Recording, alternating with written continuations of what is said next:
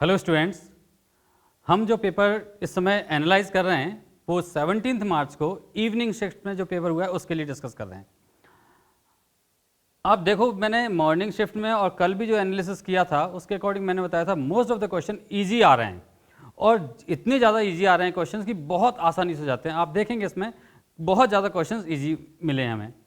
अब एक्चुअली क्या है, ये सारे क्वेश्चन एक्चुअली मेमोरी बेस्ड हैं। हमने बच्चों से पूछा, एनालिसिस किया क्या क्या है, लेकिन जब बच्चे हमें आंसर्स दे रहे हैं तो कुछ क्वेश्चंस आज मैंने टिपिकल या टफ कैटेगरी में भी डाले हैं। 2 क्वेश्चंस एक्चुअली वो केवल इसलिए डाले हैं टफ कैटेगरी में, वो एक्चुअल में टफ नहीं है, बट क्या है, बच्चों ने उस क्वेश्चन को सॉल्व नहीं किया है या बच्चे उसमें कहीं ना कहीं एरर कर रहे हैं। तो मुझे लगा कि मोस्ट ऑफ द बच्चों से ये एरर हो रही होगी, इसलिए वो टफ कैटेगरी में। अगर हम उसको टॉपिक वाइज देखें या स्टडी वाइज देखें तो वो क्वेश्चन टिपिकल या टफ कैटेगरी में नहीं आता है। अब आप यहाँ देखो, जैसे ये क्वेश्चन है, नंबर ऑफ Cl एटम्स निकालने हैं। अब बच्चों ने कई जगह यहाँ पर गलती की हुई है, मोल्स निकाले हैं या कुछ और गलती की हुई है। कई बार बच्चे यहाँ पर क्वेश्चन इसलिए सॉल्व नहीं कर रहे हैं क्योंकि इसमें डेटा कुछ इस टाइप से दिया हुआ है, जैसे यहाँ पर कितना 20 ml दिया हुआ है, तो बच्चा इसको ग्राम में लिख के आ रहा है, जैसे कुछ बच्चों ने मुझे बताया। तो चलो मैंने इसको मान लिया कि वो एक ऐसी गलती कर रहे हैं वो जो नहीं होनी चाहिए, फिर भी चलो हो रही है, तो मैंने उसको इजी की जगह एवरेज कैटेगरी में डाल दिया। चलो एवरेज बच्चा इसको सॉल्व कर रहा है, ये एवरेज में मैंने इस क्वेश्चन को समझा यहाँ पर।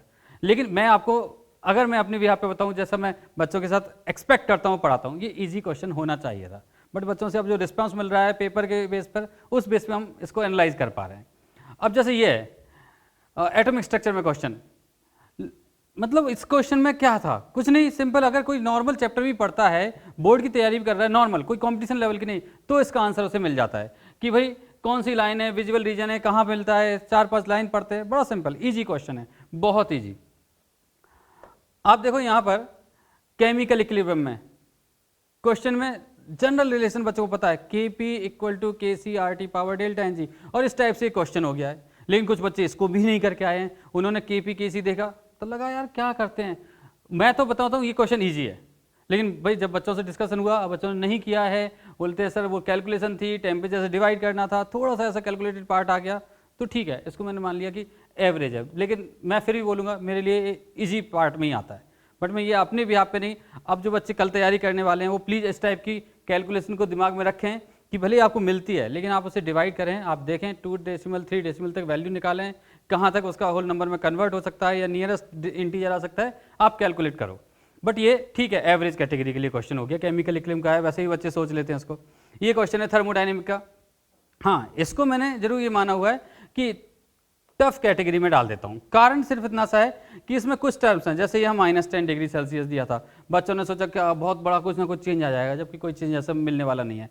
फिर इसमें 4 ऑप्शन उसे ध्यान देने थे, 4-5 ऑप्शन, तो ठीक है, ये एग्जाम के हिसाब से थोड़ा सा पूरे पेपर में जितने जैसे अभी तक क्वेश्चन आ रहे हैं उस हिसाब से मैं मान लेता हूँ कि ये टफ कैटेगरी में आ सकता है। ये मान लीजिए कि थोड़ा टफ कैटेगरी है, बल्कि मैं इसको टफ ना बोलते हुए बोलूँ कि ये अबव एवरेज है, ये ज़्यादा बेहतर रहेगा। अब आप यहाँ देखो ये क्वेश्चन लिक्विड सॉल्यूशन में, अब यहाँ पर कैलकुलेटेड पार्ट है, कुछ बच्चे यहाँ तक तो पढ़ पा रहे हैं, जैसे यहाँ पर पहुँचते हैं बस वो क्वेश्चन छोड़ रहे हैं। कुछ बच्चों ने बोला सर हमने क्वेश्चन करने की कोशिश की, लेकिन जैसे ही इस जगह पहुँचे हम समझने में थोड़ा सा उन्होंने गड़बड़ कर दिया कि सर हम नहीं करना चाहते, या जो बच्चों के आंसर आए, रिस्पॉन्स आया बहुत अच्छा नहीं आया, बट कर सकते थे क्वेश्चन। बट ये क्वेश्चन चलो टिपिकल कैटेगरी में डाल दिया इसको, कि जितने बच्चे हमारे पास थे लगभग 40-45 बच्चे, उसमें से 25 बच्चों ने लगभग मुझे ये जवाब दिया था कि सर उन्होंने क्वेश्चन छोड़ दिया। तो फिर मैंने कहा ठीक है, अबव एवरेज इस क्वेश्चन को मान लेते हैं, बट अबव एवरेज है नहीं, ठीक है, लेकिन एवरेज क्वेश्चन तो है डेफिनेटली, और बच्चों ने नहीं किया है, सॉल्व नहीं किया है, तो चलो हम इसको मान लेते हैं कि ये टिपिकल में आ जाता है। अब एक आता है हमारे पास सॉलिड स्टेट का क्वेश्चन, बड़ा अच्छा क्वेश्चन है, बहुत लॉजिकल क्वेश्चन है, बहुत शानदार क्वेश्चन है। ये क्वेश्चन एवरेज है, बिल्कुल इसको मैं एवरेज में रखता हूँ कि हाँ ये अच्छा क्वेश्चन है, करने लायक, जो बच्चों को अभी तक मिलना चाहिए जिस टाइप के क्वेश्चंस। अब ये देखो सरफेस केमिस्ट्री क्वेश्चन, बिल्कुल आसान क्वेश्चन, चैप्टर जरा सा भी रीड किया हो ना किसी बच्चे ने, बहुत नॉर्मल तरीके से, मतलब ये क्वेश्चन अगर आप देखो तो इतने आसान है कि पढ़ते ही क्वेश्चन के आंसर्स आ जाते हैं। अगर किसी ने टेबल पढ़ी है, एंजाइम्स पढ़ा है, या कोगुलेशन वैल्यू वगैरह पढ़ी है, कोगुलेशन प्रॉपर्टीज वगैरह पढ़ी है, सब उसको मिल जाएगा। एनाइन को कैटाइन से कोएगुलेट करते हैं, कैटाइन को एनाइन से, बड़ा आसान सा है, कौन ज़्यादा आसानी से कोएगुलेट कर सकता है, कौन कम कोएगुलेट कर सकता है, ये सब थ्योरी पर बेस्ड क्वेश्चन है।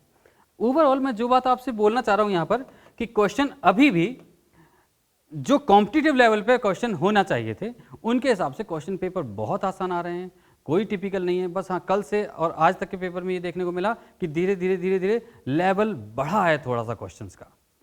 तो मैं उम्मीद करूंगा कल के लिए आप बहुत अच्छी प्रिपरेशन करें। आज के पेपर के सॉल्यूशंस हमने डाल दिए हैं, आप लोग उनको ज़रूर देखें यूट्यूब पर, और कल जब जो बच्चे पेपर देने जा रहे हैं उनके लिए best of luck, all the best.